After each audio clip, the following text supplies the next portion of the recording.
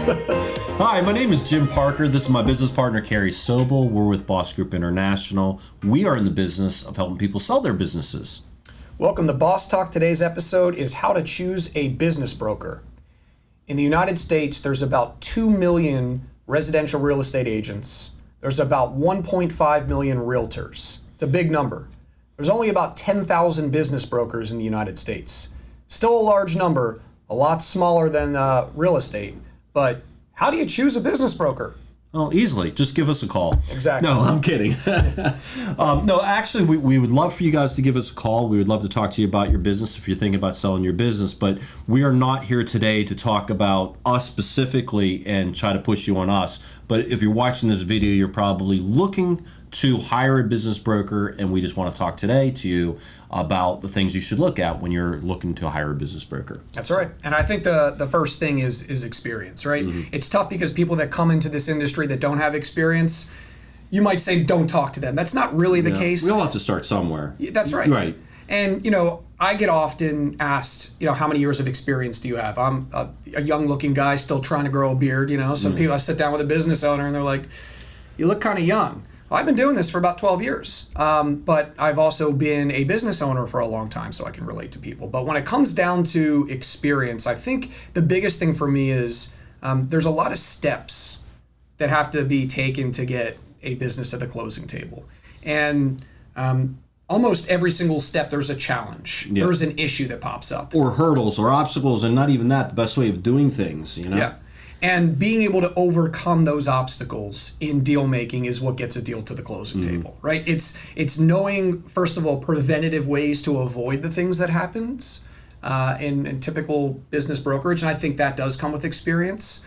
And it's also being able to just think on your feet, having the right resources, and experience allows you to help get a deal to the closing table. I think when we say experience, I think everybody's that's watching is probably like, yeah, of course, experience. Of course, that's important. But I think they need to really understand how important the experience really is. Mm-hmm. You're selling one of your biggest assets in your life, and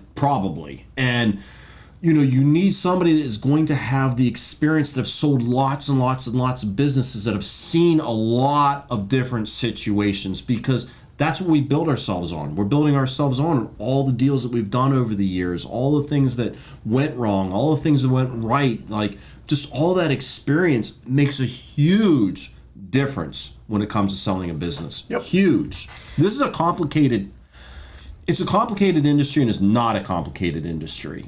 But, for somebody that's not very experienced, they may not realize all the things that they don't know. Yep. You know what I mean? And I think that's the huge thing. Like, I think you get to a point. I've been doing this, you said 12 years. I've been doing this nearly 25 years. Mm-hmm. And I feel like I'm still learning all the time. Absolutely. And I just, experience is so critical. I can't even stress that enough. Every deal is different shapes, sizes, issues, highs, lows in every single deal. And a mentor of mine once said to me, being a business owner is similar to being a firefighter.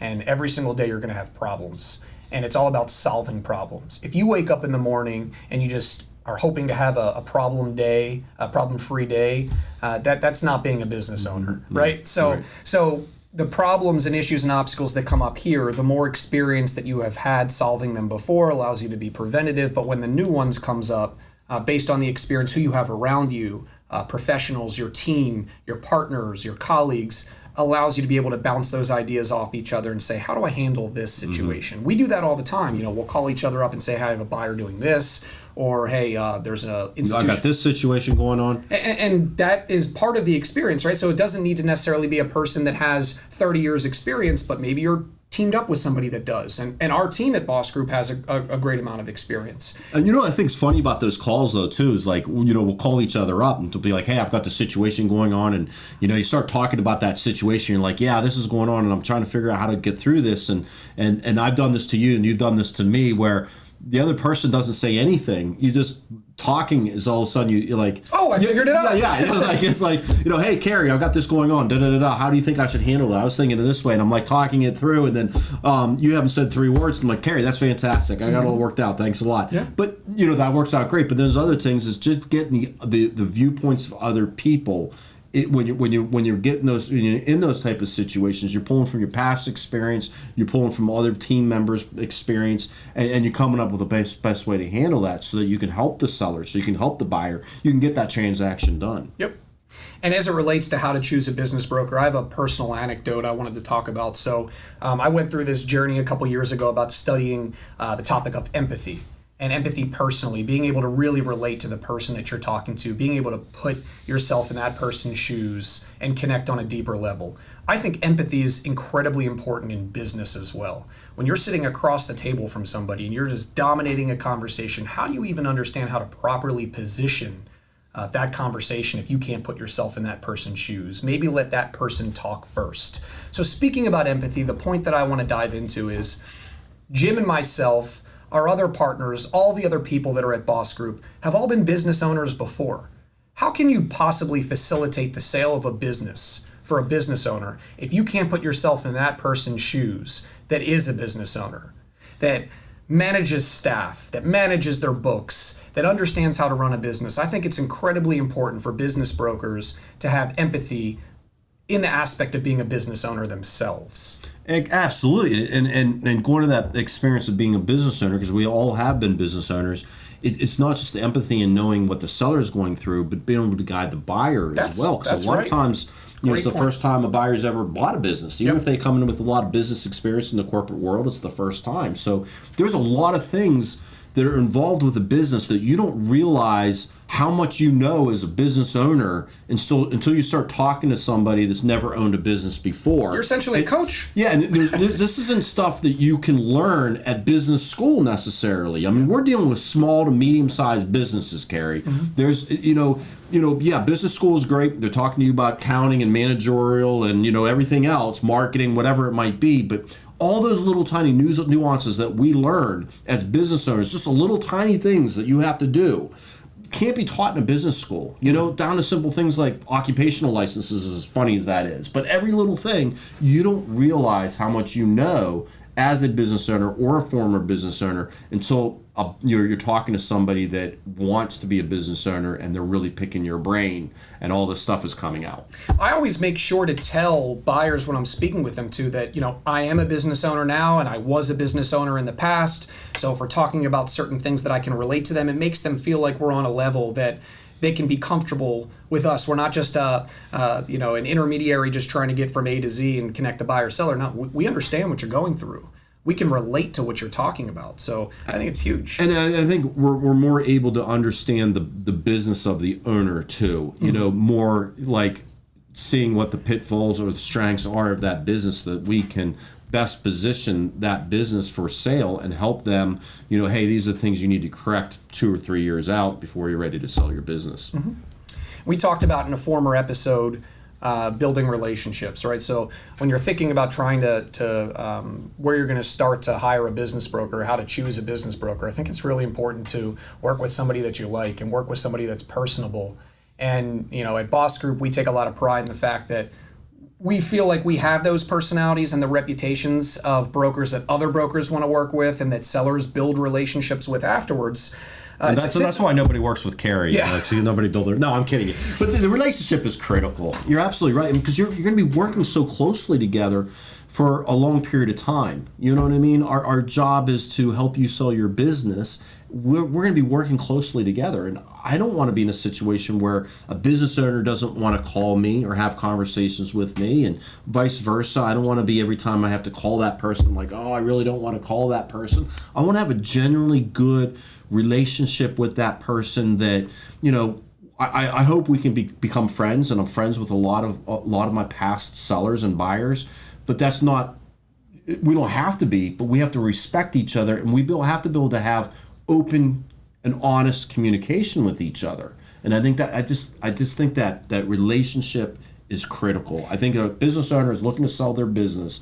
If you're looking to sell your business, I think having a really good rapport with the business broker that you're thinking about hiring is critical. Yeah, communication trumps all. I mean, this is a tough business to be in for us as a business broker.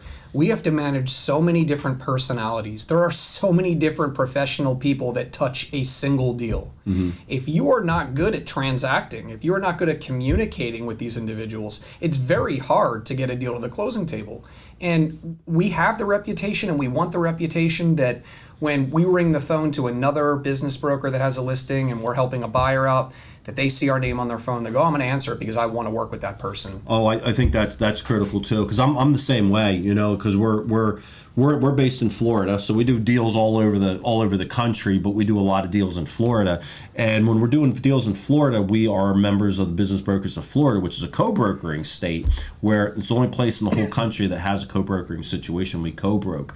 And I'll tell you, when I'm going through the system, and I used to work with buyers, I would go through the system looking for listings that other business brokers had, and the first thing I would do was see who had it listed for sale.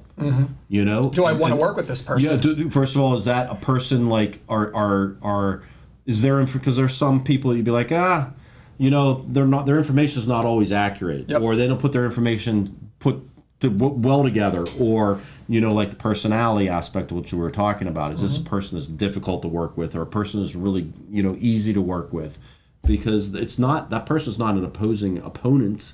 That is somebody that we're working together as a team. So we had a previous episode that said our business broker's greedy. If you're trying to choose a business broker to work with, I think it's really important to make sure that that business broker will co-broke. Because if that business broker is not going to co-broke, it's going to handicap you as a business owner by not allowing that business to get out to a larger pool of potential candidates to buy your business. Absolutely. Right? I mean, how frustrating is it when there's business brokers that don't want to co-broke with us? So I think that's a critical aspect when you're looking to choose. You should ask your business broker, do you co-broke? Are you willing to co-broke? Yeah, and in the state of Florida, you know, like we said, you got the BBF where you're going to co-broke. But even if you're, and Florida is the only state that has a co-brokering association.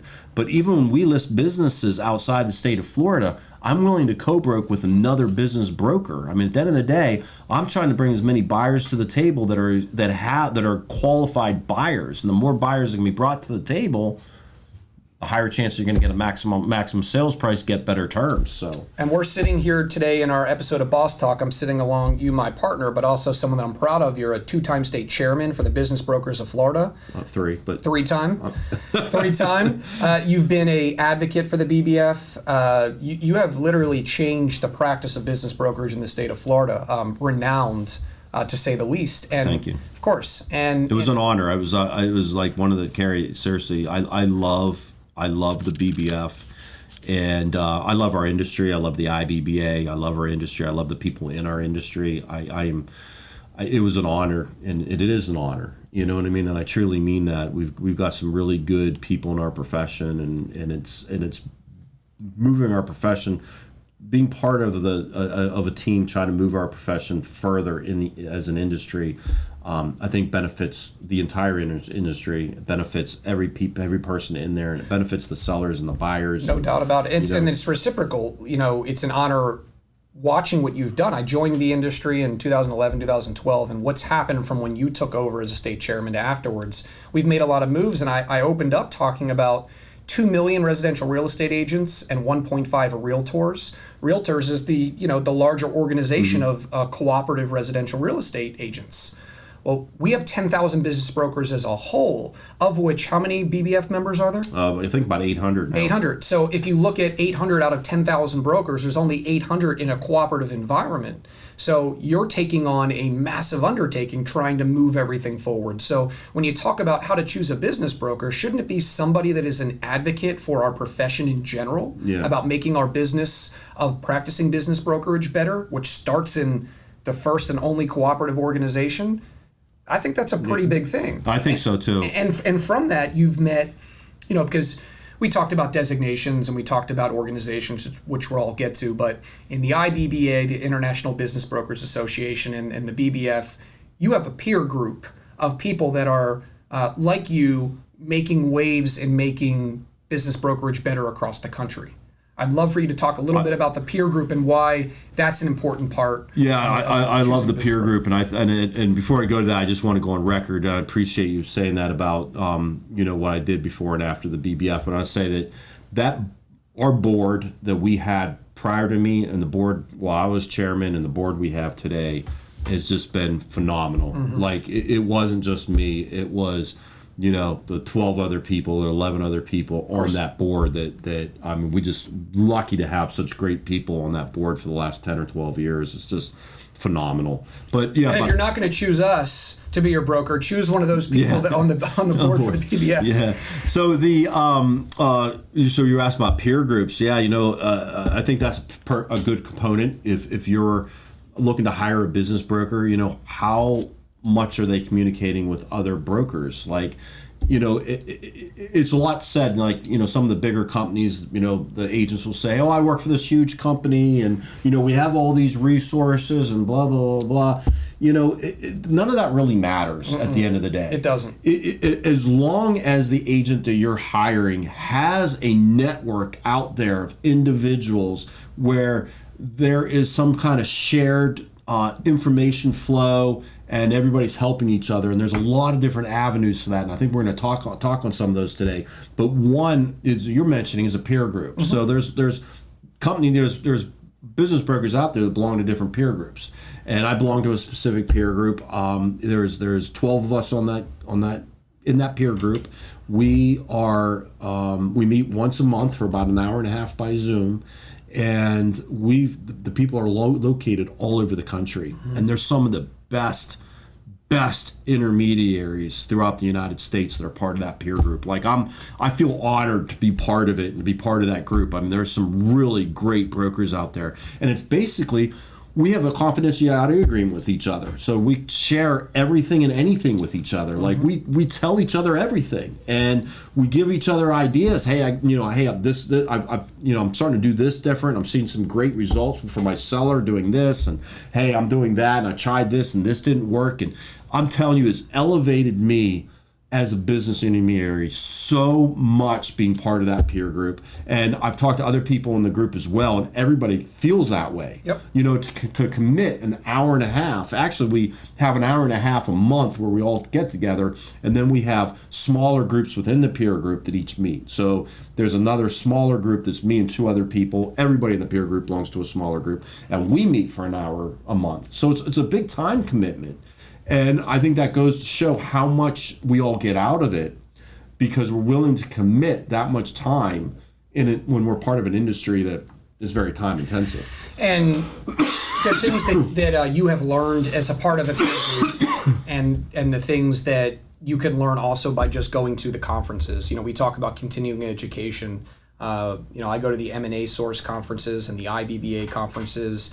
The BBF conference. Anytime that there is an industry-related conference, we want to go there so that we can stay up to date with any of the trends, understanding the most up-to-date information from a financial aspect, marketing tactics. I mean, we go there to better ourselves. Right. So, I highly encourage anybody that is considering working with a business broker to make sure that that business broker is going to these events, that they're going to the conferences, that maybe they have peer groups, or maybe they have other people that they share knowledge with, because only 10,000 brokers in the U.S., it's kind of a lonely profession. I mean, it really is. So if you're not engaging with others that are doing the same thing as you, I don't really think you're getting better as a business broker. And you're always going to get better. I mean, you've been doing this for 12 years. I've been doing this for almost 25 years. We have done a lot of deals, but it's always trying to be better. I mean, once you're like, oh, I know everything I need to know, first of all, you're not going to ever know everything. You're not. I think you could say that about every profession out there. Mm-hmm. Any profession out there, anybody that says, I know everything, I don't care. You could be the number one person in your profession in the world, and you could still learn new things. Yep. And I think that's very important. It's just to keep learning, keep getting better, looking at things from different perspectives. And that's what I love about these conferences, whether it's the IBBA, International Business Brokers Association conference, or the M&A conference, or the BBF conference, or any other conferences, is you're going there, you're going to classes, you're going to workshops, you're interacting with other brokers, and just finding the smallest little thing that you could make a big difference in your next transaction or a year from now. You learn one little thing that you're like, oh, okay, I've never had that happen, And then a year later, it actually happens. You're like, well, I know how to handle that. And I'm going to tell you, it's not just the classes and the workshops that's so fantastic about those conferences, but I've learned so much by just sitting down with other brokers, having a beer with them at night in the evening, or going out to grab dinner with them. And us just having normal conversations, telling war stories about telling deals. war stories, or hey, I've been doing this. What do you guys think? And you kick around ideas, and you pick up so much from that, and it's a mutual thing. The more. And I think what makes it work, whether it's a peer group or when you're at a conference and you're hanging out in an informal situation, interacting with other business brokers, is being willing to share what's worked for you. That makes them want to share with you, and you start to build that trust up, and you have that. And I'm going to tell you, it's nice because I feel like not only do I have a lot of great friends all over the country that are business brokers that I have a lot of respect for, that I generally think are fantastic brokers, fantastic people, but I feel like I can call them anytime and be like, hey, I'm having this going on. Any suggestions? Da da da da. And the same thing, they can call me. And having that network of people that you can pull from is so important. It's invaluable. Yeah. And we talked about the theme of all of these is really education, right? So you're learning from others, you're learning at the conferences, but we also have a bunch of industry designations. Well, before we move on, can I say that real quick? And I'm sorry, Carey, I'm always doing that to you. We got to get those buzzers back, by the way. Yeah.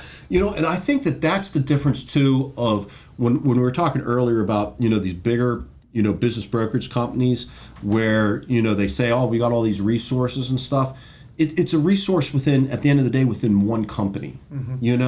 I think it's important that you have resources and you can reach out to those different resources. But what I like about my resources is that it's not being all portrayed by one entity necessarily. It's different thought processes.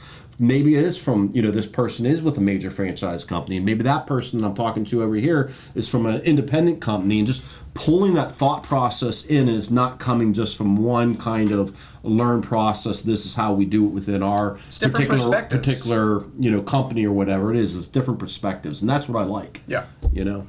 Well, and to practice business brokerage, specifically speaking in the state of Florida, because that's where we are today, you have to have a residential real estate license. Mm-hmm. And aside from that license, you get an orientation to the BBF about code of ethics and typical transactions, facilitating co-brokering and how to fill out forms and things like that. And you've been doing the orientations, teaching them in the state of Florida for years, right? No, I stopped though. Yeah, I stopped about a year ago. You did it for a while. Yeah. So aside from that orientation, where you go place your license at in practice, there is not a lot of other formal training or licensures except for these required, right? Nothing required. But then, what type of designations do you have that have shown that you have taken educational courses and passed them and spent time to become a better business broker? In residential real estate, you have continuing education and all these different types of things. We have continuing education as well for our license. But what are we doing to advance ourselves in practicing business brokerage? It's these designations. It is, and I think that's a big thing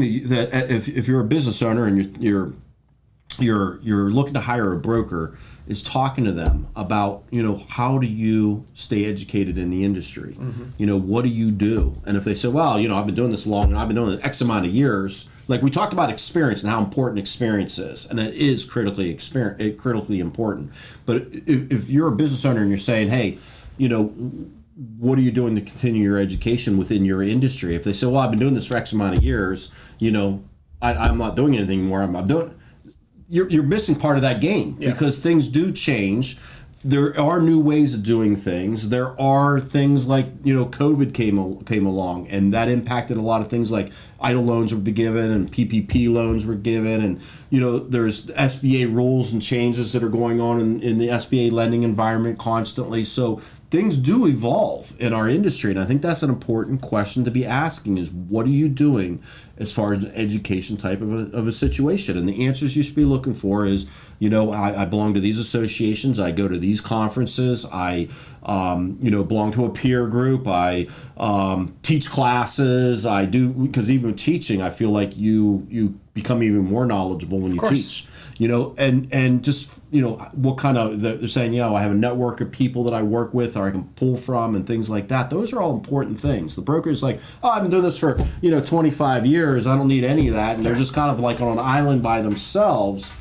they might be great. I'm not saying, and they might be able to be effective in getting the deal done. I'm not saying that, but I just think you want that individual that is devoted to their industry and devoted to constantly trying to improve themselves in their own industry. And I'm going back to the fact that you could be the best in the entire world at whatever industry you're in, and you could always be better. No question about it. I think another thing that I really like about the organizations, and I'm particularly speaking about the BBF, is we're governed by a code of ethics. Everybody, assumes that business brokers are going to practice confidentiality, but there are different, rules in the bylaws that make us better humans, better professionals, and better business brokers. I'm proud of that. And I tell people that all the time. When I'm speaking with a business owner, I say, we are proud members of the BBF. We're governed by all of these rules and regulations. Yeah. We have rules and regulations. We have our bylaws. There's certain it's not just the wild, wild west. Right. So I think that's important. And, speaking on the designations, there's, I think probably the biggest one in the industry is, would you agree, is the Certified Business Intermediary, the CBI? Well, the most widespread one. Well, you've got a couple. I've got four. You've got a couple. I've got a couple ones in the M&A world. The CBI is an important one. There's actually now the Masters CBI. So I can't even remember all my designations. I'd be spitting them off. I got the CBI, the Master CBI, and these are probably the ones you should be looking for. Is I'm not saying somebody has to have all these. Yeah. I think there's probably 20 people in the world that have all of them. But we have the merger and acquisition master intermediary, certified. Certified mergers and acquisitions professional. Yep. CBI, certified business intermediary. I learned so much in those. And the Masters certified business intermediary. So there's a lot of initials. I mean, it's kind of embarrassing. I got these things, and I can't even spit them off the top of my head. Yep. I can, but it takes some time to think about it. But they are important, and again, I don't think somebody has to have all those, but you want somebody that has one or two of those that's demonstrating that they're continuing to improve. Yep. And when you're looking to choose a business broker that you want to work with, you want to choose a business broker that's well connected. You want to choose a business broker that knows professionals that are going to help you get your deal to the closing table.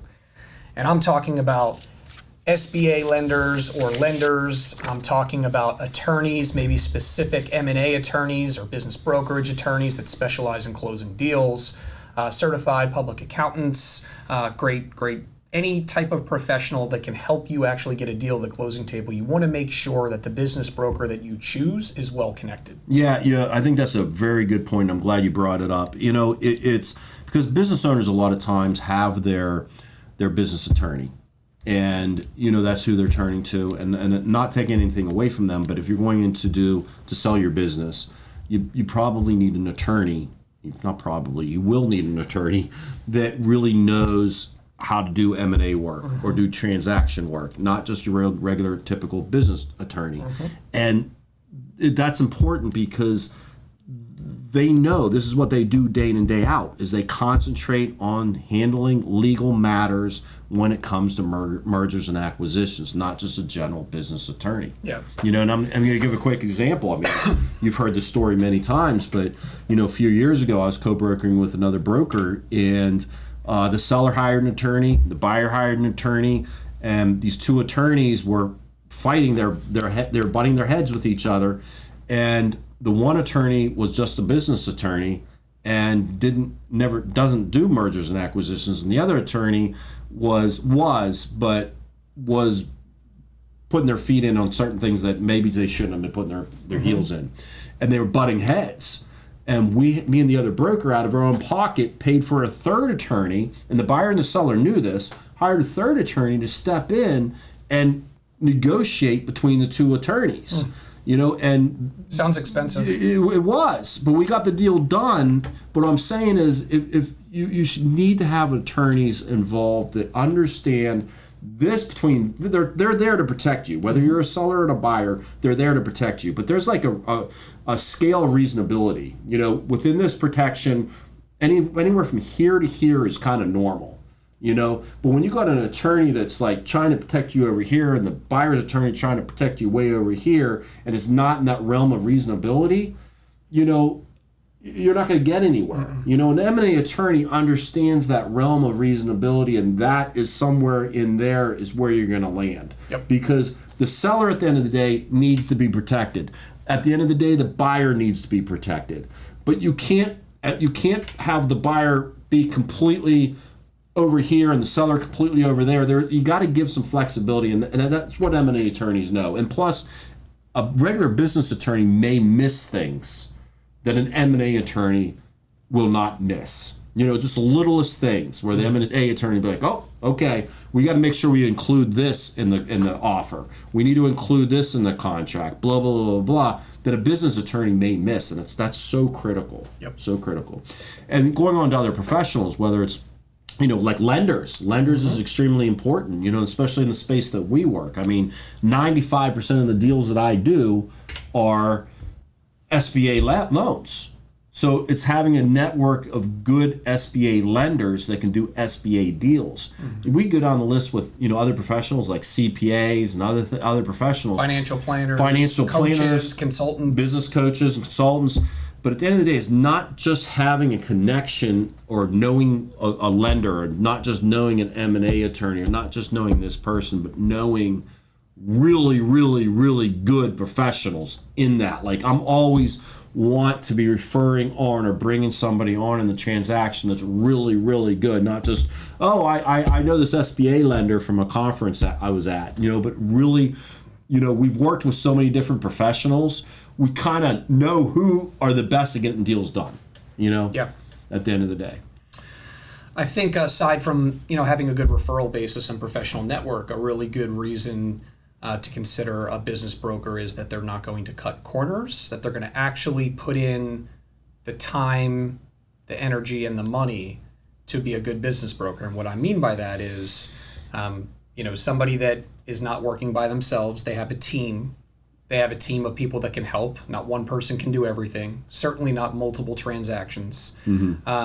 Spending money on marketing and advertising the proper ways, spending money on dues and subscriptions in the form of software platforms to create, you know, efficiencies.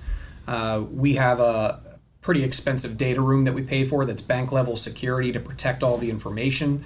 We are not cutting any corners. Right. We're making sure that we're doing everything at the top-notch class act, so that, of course, the people that we work with feel that, but it makes our job a little bit easier too. So cutting corners is really not an option in this space. Not with how many opportunities for error. And it's not just necessarily big things. It's all those little things that matter, you know, throughout the little things that add up. You know, like you were talking about the blank level of security. You know, I see a lot of brokers that are passing tax returns back and forth by email and passing back due diligence items by email, which is crazy because emails can get hacked. You know, like just a simple thing of having a bank level security share system.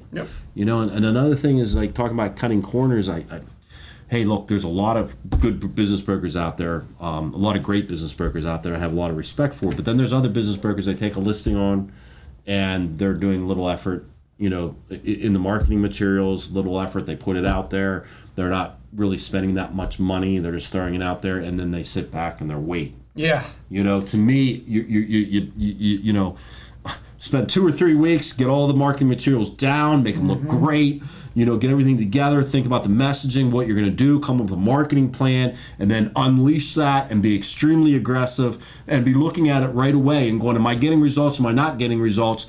Adjusting things if you have to adjust them, and being extremely aggressive, and not this attitude of, oh, I got this listing, throw it out there. Let me get as many listings as I possibly can, play the numbers game. I know X% nationwide. I know 20% of all businesses will sell, so I'm just going to list as many as I can. I'm going to sell 20% of them. Versus the attitude of, no, I'm going to take this listing on. I'm going to work really hard for my seller. I'm going to be putting together some great marketing information. I'm coming with a marketing plan. I'm going to be extremely aggressive with it. And you know what? If I'm not getting the results right out of the gate, I'm going to start making those adjustments right away so I can get those results. And you know, and it's not just about marketing. It's the whole process, that mindset of how the processes work for the business broker from beginning to end on getting that deal done. Is there's a huge difference between the top tier business broker and the average business broker, and it's all those little things that add up. They really are. Jim, we talked a little bit about like being a good person, being easy to deal with, But there's cases in practicing business brokerage where you have to be a little bit more stern and not necessarily being a yes person, right? In facilitating a deal, we have to have some challenging conversations sometimes. Yeah. And we have to be willing to step up to the plate and have those difficult conversations. Just being a yes person practicing business brokerage, you're going to get crushed. Right, I agree.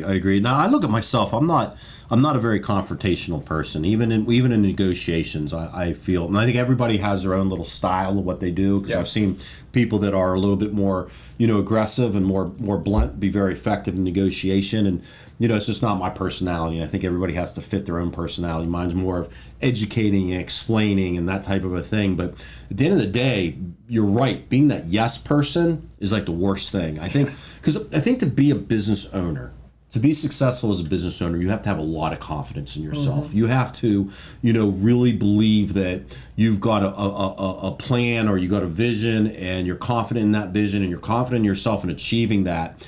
And I think a lot of times when a business owner is, because of that, they want things to be a certain way when they're selling their business. For instance, hey, I this is how much I want to sell my business for. This is what I want to do. Blah blah blah blah blah. And as a business broker, it's easy to say, hey, I want to get the listing, and I'm just, yes, you're right. And it's not just price; it's everything. Yep.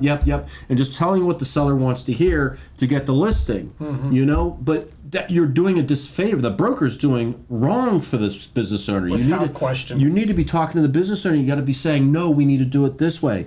Like for instance, I'm bringing a very, large auto repair business to the market, and the business owner was saying, hey, I want to have an equipment list of the things that are going to be included, because I told him they needed to have a list of equipment that was included. And then he was like, and he goes, but there's a couple pieces that are going to stay with me as a landlord, because he's going to hold on to the building that he owns, and the person's going to rent from them. And I agree with him. I think those pieces of equipment should stay with him as the landlord.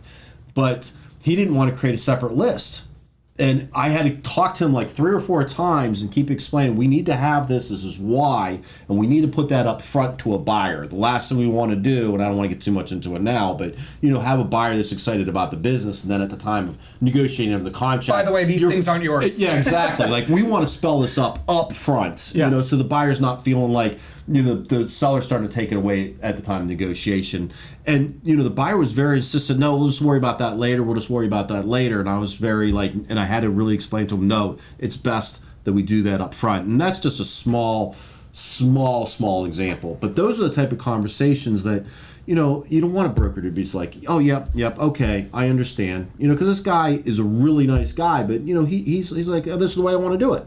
So this ties a couple things together. One, it's being able to have the uncomfortable conversation and stepping up, not just being a yes man. Yep. Having the experience, because that if that list comes up later on, it's going to derail the deal. We talked about experience, and ultimately, I think that it makes ill will between the buyer and the seller. Yeah. And ultimately, it contributes to having a higher success rate of getting deals done. Right. Yes. And getting the results that you're trying to obtain for the seller. So when somebody is considering, or the buyer, when someone's considering working with a business broker, let's talk numbers, success rate, right? Yeah. You should have a pretty solid success rate in closing your businesses and getting businesses to the closing table. I think last year we were probably at about an 80 to 90% close rate, 90% close rate. I was close to 90%, if not at 90% of the deals. And that's one of the things that somebody should ask a business broker when they're considering working with them. Not just how many deals did you close last year. I think that is a very... what percentage I know, deals, yeah. But that's what I think that's what... You hear a lot of questions on the internet, like questions to ask a business broker, and one of them is, how many deals did you close last year? Well, I've closed, 20. That's great. But did you list 50? Yeah. 50 in order to close 20. Yeah. You know what I mean? Yep. Where somebody else might have closed 12. But they listed 13. You know what I mean? It's putting the more time and energy into the businesses into the businesses to make them sell, to get the maximum sales price, and that's what matters at the end of the day. And to me, I don't know. To me, it's quality of life for me too. I feel like I'm not a broker that works 24/7. I take my time off. I've been doing this for a long time. I take my time off, and I think a lot of business owners that I work with, they take their time off. They've come to get to a certain age. I think when you're younger, you're like you're running and you're working all the time. And I think as you get older, you realize, having time on the weekends or in the evenings makes you better at what you do. And, as you get older, maybe not necessarily for a younger person. So, I'm learning. But to me, it's maybe I don't close on as many deals as the next person. Maybe I do. But I'm just giving that an example. Like the ones that you take, you're going to close. That's what the important thing is. The percentage of closings that are going to happen. And on top of that, I'm not there to work 24/7 and maximize. I like to spend time with my wife, my dog, as funny as that sounds, friends, my adult children, that type of thing. And it regenerates me for, when I am working, that I'm focused and I'm working hard and I'm doing what I need to do with my sellers. But instead of just working around the clock and just slamming as many deals as you can get done, and you're selling 20% of what you're taking to the market, I think that's a failure. The proof's in the pudding. You can go online and you can look at the reviews for Boss Group International and for Jim, for Carey, for the other partners and brokers that we have at the firm. And our reputation is paramount. And I think everything that we do is building good relationships with people enjoying working with us. And, go online, Google Boss Group International, Google Jim Parker Business Broker, Carey Sobel Business Broker. You're going to hear from other people, from third parties besides us, them saying how good of a job we did. And it's not, there is a large quantity of those there because we've been doing it for a long time. But, we're selective in what we do. We take a lot of pride in what we do. We do a damn good job helping people sell their businesses. And I think when you're choosing a business broker, all of the things that we talked about today, and more of whatever it is that makes you feel comfortable, you should make sure you're very selective in who you choose as a business broker. Yeah, and I think, I would love for you to Google Carey Sobel Business Broker or Jim Parker Business Broker. But, this episode is about you as a business owner looking to sell your business, how to choose a business broker. If you're talking to a business broker and you're engaged with a business broker, you're thinking about hiring somebody, you should definitely go online and Google that person's name. Not just go to their website, but Google their name and read about them. Make sure that you're getting somebody that's really good quality at the end of the day, because it makes a huge difference when you're selling a business. Maybe in some industries it's not that big of a deal, but when you're going to sell your business, it's the business broker themselves, not the company they're with, not anything else. It's the business broker themselves is what's the most important. Thank you for joining us for today's episode of Boss Talk. We appreciate it. Thank you.